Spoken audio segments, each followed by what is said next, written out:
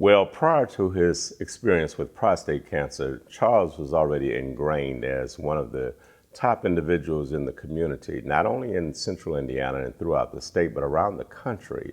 Charles was known for his service and what he did in terms of making Indiana Black Expo an organization that was formidable in the minds of African Americans from coast to coast.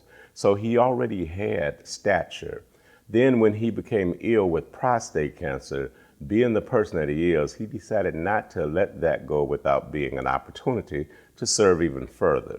So it became his mission to let everyone know not to do what he did, and that was refuse testing, not go in and check on your health, simply ignore signs and symptoms, and simply exist in sort of just ignorance to what the dangers of the disease could be. And eventually it progressed and he was diagnosed in stage 4. And Charles just made it his mission at that time, rather than to wallow in the mire and feel sorry for himself. He wanted to continue doing what he had been doing all of his life, and that was serving people. So he wanted to make everyone aware that they should, men in particular, should be aware of their health, and specifically prostate cancer, which disproportionately affects Black men in America.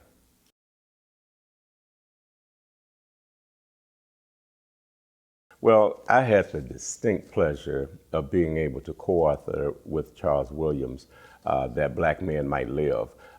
It became really the pet project of his most challenging stage of life. It kept him going. Charles was not going to leave until that book was completed, until he had an opportunity to share his experience with the world. And it wasn't for any personal gratification. He wanted the book to exist because he wanted the storyline to let everyone know that if you check early enough, if you get tested for prostate cancer and it's discovered in an early stage, it's one of the most curable cancers that exist. Most men who catch it in stage 1 or 2 have simple procedures that correct it for elongated periods of time. Charles had the ironic situation of sponsoring a brainstorming, the largest health fair in the nation for African Americans, and he walked through every year in July at the Indiana Convention Center, every year, commending those who were being tested, commending those who were doing the testing. And yet he never stopped to be tested for anything while that health fair was going on. So he wanted this book to serve as a reminder to everyone how important health concerns are, particularly to men.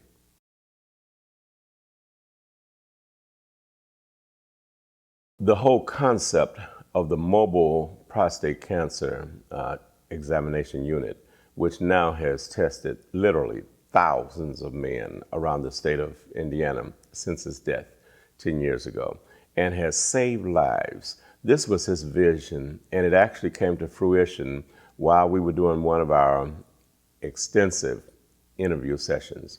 And jokingly, Charles said, there are some men so resistant to prostate cancer exams in particular, and going to the doctor in general, that they probably wouldn't get up from the couch and go get tested, even if there was a unit in their driveway that was offering them a free test.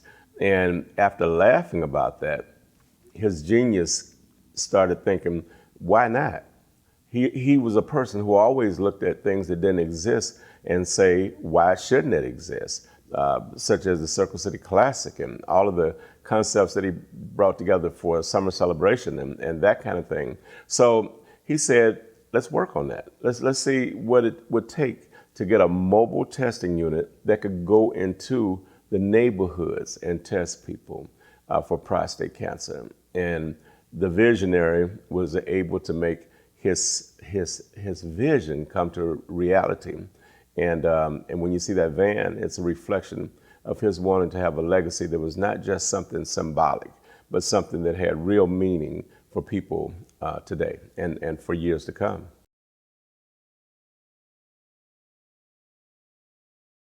Get tested.